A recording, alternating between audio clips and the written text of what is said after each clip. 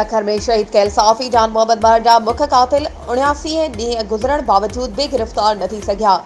सहाफ़ियुनि जो एहतजाज जारी। सखर यूनियन ऑफ जर्नलिस्ट पारां सखर प्रेस क्लब आॾो 79 ॾींहं बे सखर जे सहाफ़ियुनि अलामती एहतजाजी बुख हड़ताल वारो सिलसिलो SUJ जे सदर इमदाद बोज़दार की क़यादत में जारी रखियो,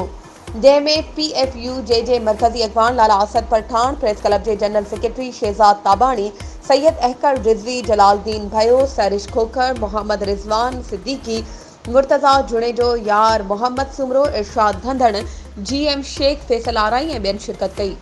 अॻवाननि जो चवणु हो त असल कातिल 79 ॾींहं गुज़रण बावजूद गिरफ़्तार न थियण मां लॻे थो त सिंध हुकूमत जो कयल दावाऊं रुगो लफ़्ज़ी दावाऊं ई आहिनि। अमली तौर पुलिस सहूलियतकारनि खे गिरफ़्तार करे मामलो थधो करण की कोशिश करे रही आहे, पर असां जेसी ताईं FIR में नामज़द कातिलनि खे गिरफ़्तार करे कानून के कटहरे में न आंदो वेंदो ख़ामोश थी न वेंदासीं ऐं शहीद जे खून सां इंसाफ़ ताईं एहतजाज जो सिलसिलो जारी रखियो वेंदो। एहतजाज में इब्राहिम सुमरानी, औरंगज़ेब बाकू, जावेद घन्यू, जॾहिं त सिविल सोसाइटी के डॉक्टर नज़ीर खोकर ऐं ॿियनि पिण यकजहती जो इज़हार कंदे सरकार के सुस्त रवैये ते अफ़सोस जो इज़हार कंदे जवाबदार गिरफ़्तार करण की घुर कई। वधीक ख़बरुनि ऐं अपडेट्स के लिए असांजे चैनल के सब्सक्राइब कयो